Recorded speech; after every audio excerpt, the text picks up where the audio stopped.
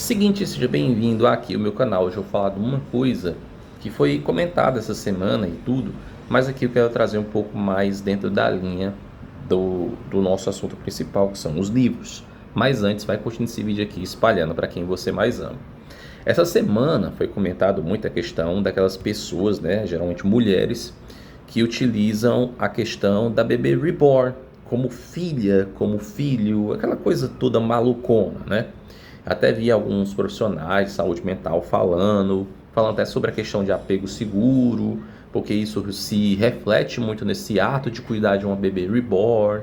Muita gente também tirou onda, no caso, fazendo meme, essas coisas, etc. Enfim, o que acontece? Eu lembro uma vez, eu acho que eu falei num dos meus vídeos lá atrás, eu não me recordo qual é agora aqui, já foram tantos já tô chegando no 50º já.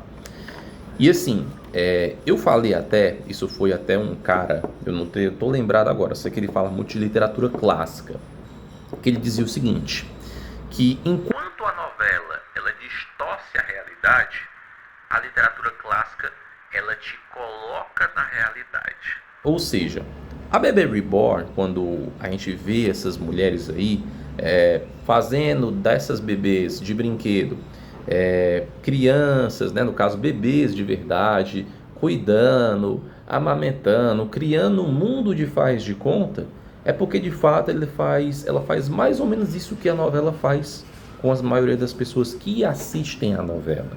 Ela tira a pessoa do âmbito da realidade, porque ela teve alguma ferida emocional lá atrás não curada.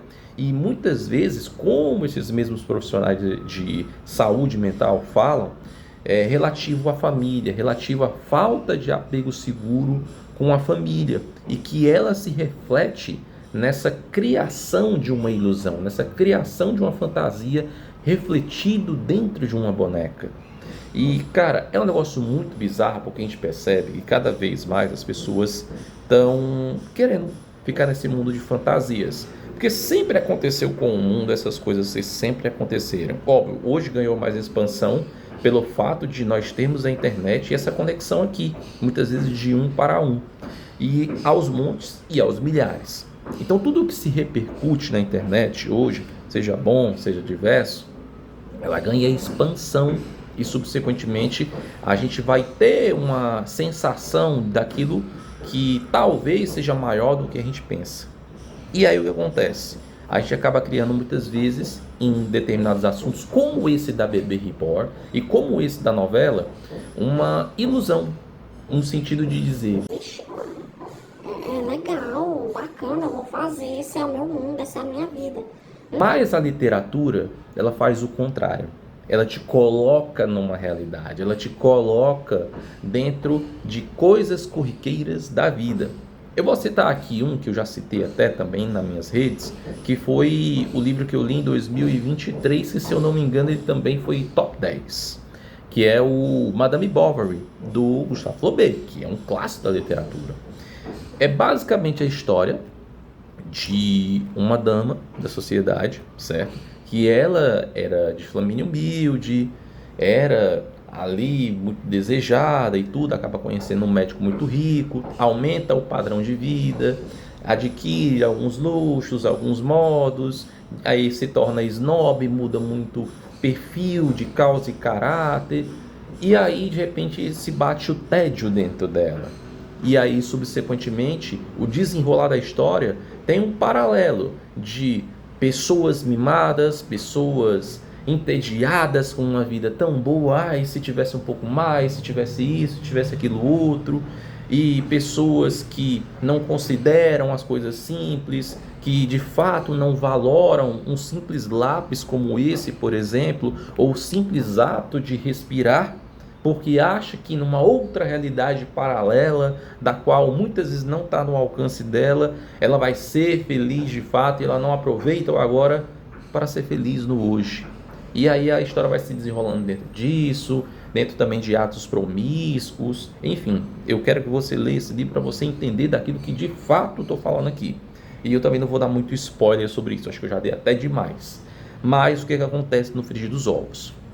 A literatura, ela sempre vai colocar a gente dentro do âmbito da realidade, principalmente a literatura clássica, que algumas vezes se desloca para um nível de alta literatura e subsequentemente vai de fato pôr as nossas cabeças de um modo um pouco melhor, no sentido mais intelectual, humano e até mesmo transcendente, a melhor forma de ser que nós devíamos pelo menos ser como pessoas, como seres humanos. E essas duas outras coisas, como o caso da novela e da Bebê Reborn, elas nos colocam numa realidade paralela. E numa realidade tão paralela e tão fantasiosa que a gente não sabe se as pessoas estão ficando loucas ou só eu mesmo acho que o país, o Brasil, é um tremendo manicômio. Pois é? Então, que a gente se possa aqui trazer um pouco, através disso que eu falo, uma reflexão, um entendimento de causa e parte.